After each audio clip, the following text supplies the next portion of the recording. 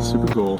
Hey, once again, Glenn here in Palm Springs, California, here in the desert, and yeah, it's getting hot. It's feeling like a desert now. It's a desert Today, yeah. I've got my nice new Live by the Code shirt. Thank you, Esri, for this. Stood in line for about 15 minutes to get it. I think it was worth it.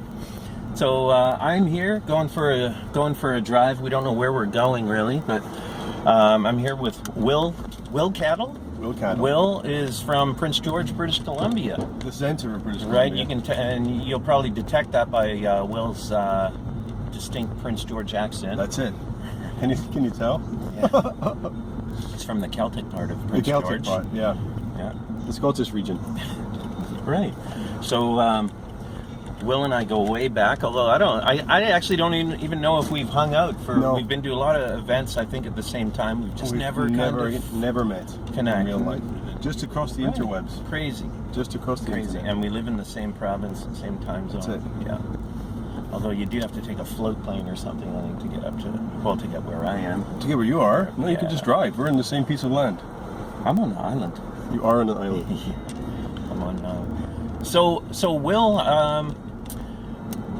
let's talk to Will about his company a bit. When Will and his gang, they're Esri consultants. You're a business partner, a small business, emerging startup, emerging technology partner. Emerging technology name straight. It's a long name. Right. That's a great program for smaller startups. Yep. And it's your first year in that with Curdy and Katie. Yep. Gang. Good. So why don't you tell us a bit about why'd you join that and what you're hoping to get out of it? So we build a lot of web maps, and in doing so, we have created an application to better understand those web maps. It's an analytics application called Maptiks. I demoed it to the Esri crew over Skype, I think, at the end of last summer. Oh no, immediately before the UC last summer. And they said, well, you got to come to the UC. So I went to the UC last year, met a whole bunch of interesting people. I got indoctrinated into the Emerging Technology Partnership, and it's been really helpful because we get connected to the right people in Esri. We've subsequently built the Esri client library, so you can listen to Esri Maps. We subsequently plugged into ArcGIS Online, and we are hopefully going to be on the marketplace in the very near future. So Maptiks can be used for measuring and understanding and doing a better job of building Esri JavaScript API maps. Okay. So, and it's for, who's it for? Everyone? Anyone? Or it's for everyone and anyone. Larger shops? We have a free tier, like free trial and all that kind of stuff, where individual developers can go and sort of wet their whistle, find out whether they like it or not, whether they are interested in learning more about their users.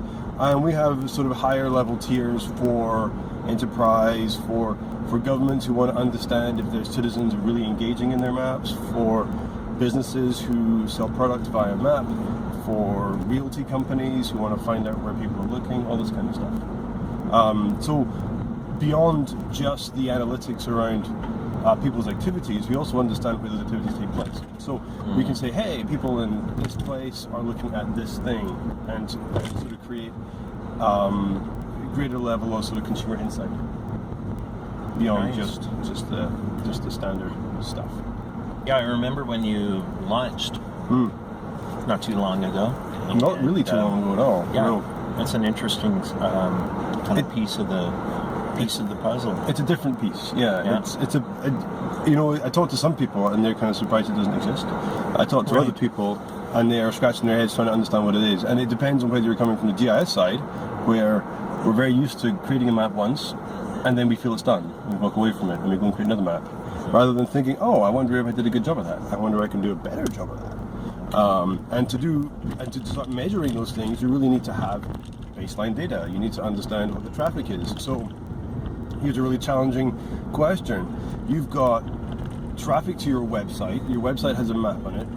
But what happens if no one ever touches the map? Is that a good thing or a bad thing? Right.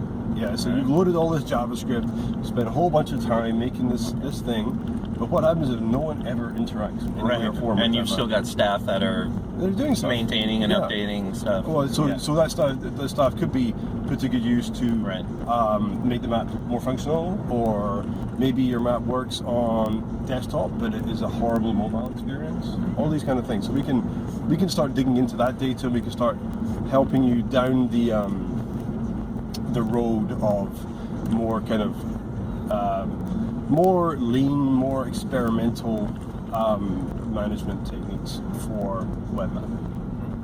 Okay. So, and I know actually earlier this week I brought Neil for a ride along. Neil Job. Yep.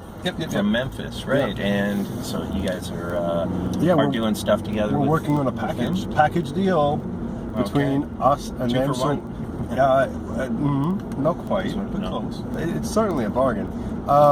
For their admin tools, our stuff will plug directly in. You get both products. So from a ArcGIS Online environment, their tools make it super easy to administrate multiple groups and templates and such. Our tools make it easy to understand how those templates are performing and give you the information you need to do a better job. Okay, good. You guys cooked that up previously, but that's kind of part of the reason too, also for coming to absolutely, something like the business. Yeah.